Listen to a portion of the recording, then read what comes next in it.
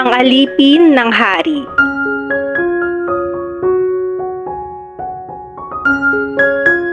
Sa isang kaharian ay may isang alipin na laging umaalalay sa hari sa tuwing pinanghihinaan ito ng loob.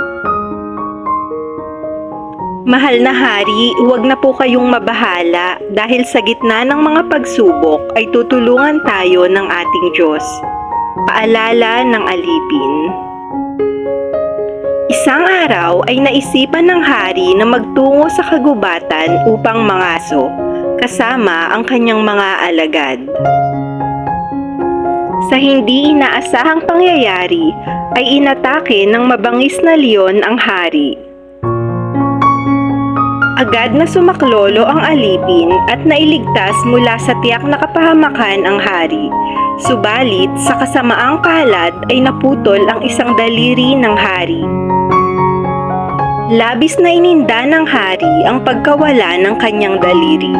Sa halip na magpasalamat ay nagalit pa ito sa alipin at sinabing, "Ngayon sabihin mo sa akin na mabuti ang Diyos mo. Kung ganon ay bakit niya hinayaang atakihin ako ng mabangis na leon? At bakit niya hinayaang maputol ang aking daliri?" Sumagot ang alipin, "Sa kabila po ng lahat ay naniniwala pa rin ako na mabuti ang Diyos. Mayroon siyang mga kaparaanan at ang lahat ng mga bagay ay may dahilan." Hindi nagustuhan ng hari ang sinabi ng alipin. Agad niya itong ipinadakip sa kawal at ipinakulong. Habang nasa bilangguan, ay nanindigan pa rin ang alipin sa kanyang paniniwala. Ang Diyos ay mabuti at balang araw ay mauunawaan rin ito ng hari, wika ng alipin. Sa sumunod na araw, ay naisipan muli ng hari na magpunta sa gubat. Sa pagkakataong ito ay mag-isa na lamang siya. Naaliw ang hari sa pamamasyal hanggang sa tuluyan siyang mapalayo sa palasyo. Ilang sandali pa ay bigla na lamang siyang nagulat nang matapakan niya ang isang bitag. Nasukol ang hari ng isang malaking lambat. Kasabay ng pagdating ng mga grupo ng tribo, pinaligiran siya ng mga ito na armado ng sibat. Binihag nila ang hari at dinala sa kanilang tribo upang gawing alay sa kanilang Diyos-Diyosan. Nakahanda na ang seremonya para sa gagawing pag-aalay, subalit napansin nila na kulang pala ang daliri ng hari. Ang kailangan nila ay walang depektong biktima.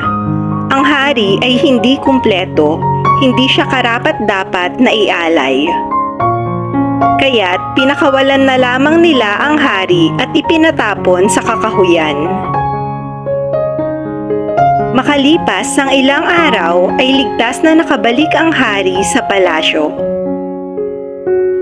Sa kanyang pagbabalik ay agad niyang ipinag-utos na palayain sa bilangguan ang kanyang tapat na alipin at ipinatawag niya ito.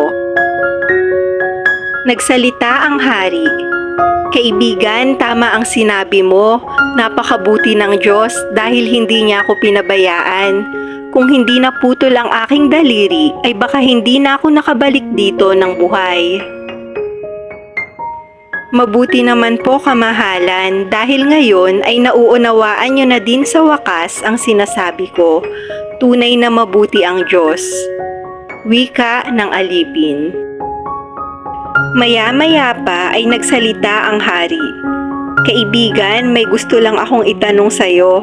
Kung talagang mabuti ang Diyos, ay bakit niya ako hinayaan na ikulong ka?" Sumagot ang alipin, "Mahal na hari, kung hindi niyo po ako ipinakulong, ay baka kasama niyo po ako sa kagubatan na binihag.